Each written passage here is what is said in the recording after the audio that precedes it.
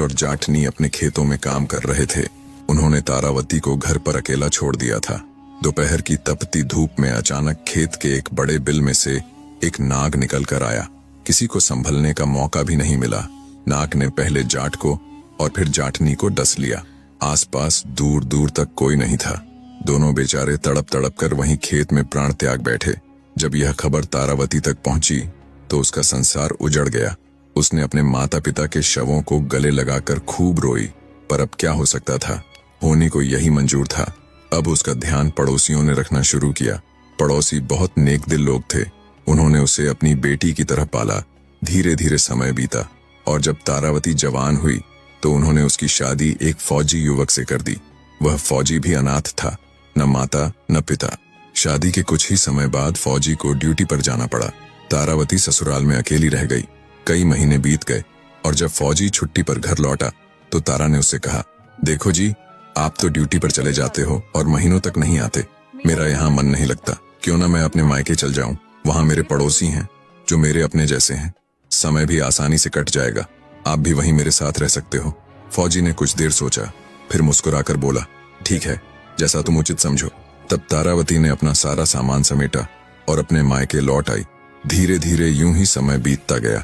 एक दिन की बात है, तारावती अपनी सखियों के साथ कुएं पर पानी भरने गई। उस समय रहट से ही पानी निकाला जाता था। कुएं की एक ओर ऊंची दीवार बनी थी। उसी दीवार के पीछे एक चोर छिपा बैठा था। वह चुपचाप उन सबकी बातें सुन रहा था। सभी सहेलियां आपस में हंसी मजाक कर रही थीं, अपने घर परिवार की बातें कर रही थीं। कोई अपने पति का जिक्र करती, कोई अपने भाई का। पास ही तीज और राखी का त्योहार आने वाला था। उसी दौरान तारावती ने गहरी सांस लेते हुए कहा, काश मेरा भी कोई भाई होता तो मेरे लिए तीज लाता, मैं भी उसे राखी बांधती। चोर ये बात ध्यान से सुन रहा था। उसकी नजर तारावती के चेहरे पर थी, एक भोली, निर्मल और दुख से भरी युवती। कुछ देर बाद सबने अपने अपने घड़े भरे और घरों की ओर लौट गईं। चोर धीरे धीरे तारावती के पीछे पीछे चला ताकि उसके घर का पता जान सके। जब तारा अपने आंगन में दाखिल हुई तो चोर ने उसका घर पहचान लिया और चुपचाप लौट गया। कुछ दिनों बाद वही चोर फिर उस गांव में आया। इस बार उसके हाथों में चावल, चीनी, फल, मिठाई, चूड़ियां और एक सुंदर साड़ी थी। उसने गांव वालों से पूछा, भाई, क्या यहाँ तारावती का घर यही कहीं है? गांव के लोगों ने सोचा कि शायद कोई उसका रिश्तेदार हो। वे बोले, हाँ, उधर सामने वो जो नीम के पेड़ के पास घर है वही तारावती का है। चोर वहां पहुंचा। दरवाजा खटखटाया।